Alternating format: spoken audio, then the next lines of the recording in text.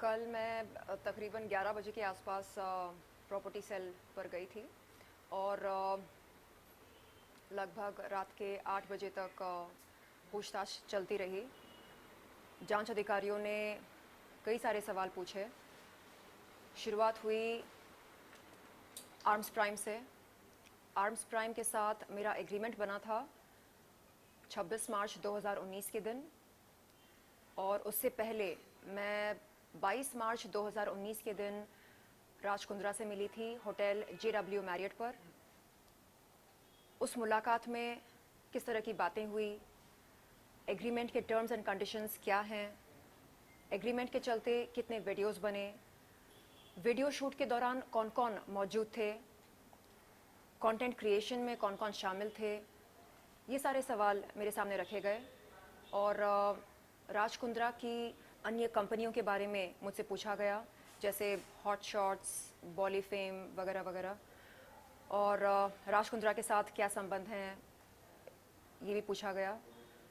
And मैंने वो सभी जानकारी जांच अधिकारियों के सामने रखी जो मेरे पास थी राज कुंद्रा के बारे में और उनकी कंपनियों के बारे में। एंड वहाँ से निकलने से पहले मैंने सभी जांच अधिकारियों से ये कहा कि यदि वो फ्यूचर में कभी मुझसे फिर से संपर्क करना चाहेंगे तो बेशक कर सकते हैं, और किसी भी सवाल के लिए वो मुझे फिर से बुला सकते हैं। मैं चाहती हूँ कि जो सभी विक्टिम्स हैं इस पोर्नोग्राफी रैकेट में, उनको इंसाफ मिले। मैंने अभी तक मेरी कोई मुलाकात नहीं हुई किसी विक्टिम से। मैं जानना चाहूँगी कि उनसे क्या कहा गया था, उन्हें कैसे गुमराह किया गया था। और मैं चाहती हूँ कि सभी विक्टिम्स, सभी पीड़िताएं आगे आएं और अपना बयान दें, क्योंकि जब तक वो बोलेंगी नहीं तब तक पता कैसे चलेगा कि मोडस ऑपरेंडी क्या था। जो कुछ जानकारी थी मेरे पास राज कुंद्रा के बारे में, वो सब मैंने प्रॉपर्टी सेल के जांच अधिकारियों से बताया। और कुछ बहुत ज़्यादा पर्सनल बातें भी हुई थी कल। अप्रैल 2021 में मैंने जुहू पुलिस चौकी पर एक शिकायत की थी राज कुंद्रा के ख़िलाफ़। उस शिकायत के बारे में कई सारे सवाल पूछे गए। राज कुंद्रा मेरे घर पर कितने दफ़ा आए, कितनी बार आए और क्यों आए, क्या बातें हुई हमारे बीच में, ये सारे सवाल भी पूछे गए थे। जब पोर्नोग्राफी के बारे में मैं कुछ कहती हूँ तो लोग बोलते हैं ये देखो 900 चूहे खाकर बिल्ली चली हज को।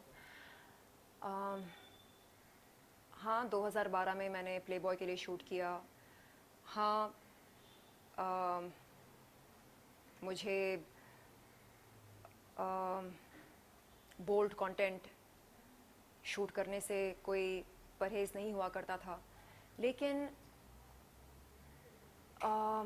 जब हम कानून के दायरे से बाहर निकलते हैं, जब कानून का उल्लंघन करना शुरू करते हैं, तब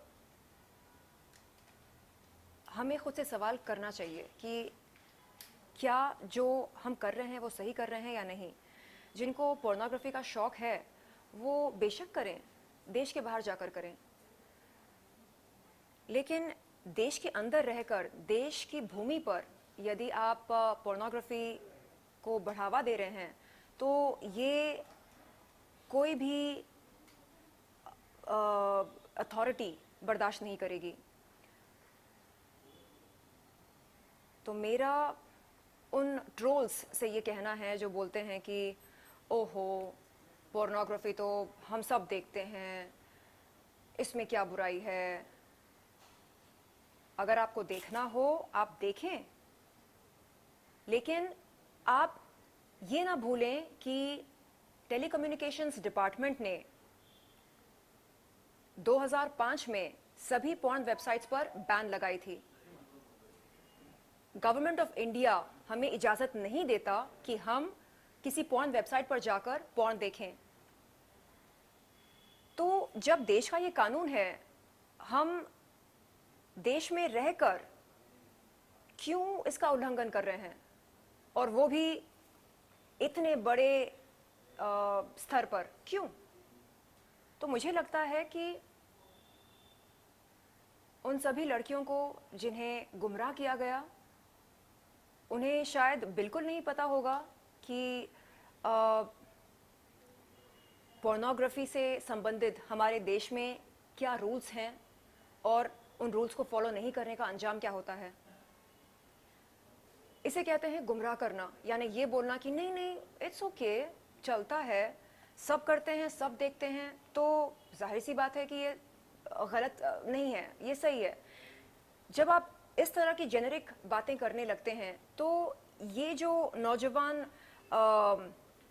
लड़के लड़कियां होते हैं जो यहाँ पर काम की तलाश में आते हैं, इन्हें लगने लगता है कि ओके, अब अगर राज कुंद्रा ये बात कह रहे हैं कि ये सब चलता है, इट्स ओके, सब कर रहे हैं, तो गलत कैसे हो सकता है?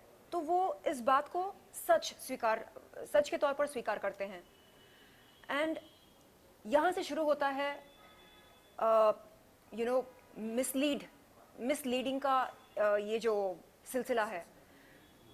तो मेरा उन सभी विक्टिम्स, पीड़िताओं से ये निवेदन है कि आप आगे आएं और बताएं कि आपसे क्या क्या कहा गया था, कैसे आपको अप्रोच किया गया था, कैसे हॉट शॉट्स ने या बॉलीफेम ने या आर्म्स प्राइम ने आपको अप्रोच किया और आपको इस दुनिया में आकर्षित किया। आप बताएं, तभी पता चलेगा कि मोडस ऑपरेंडी क्या था।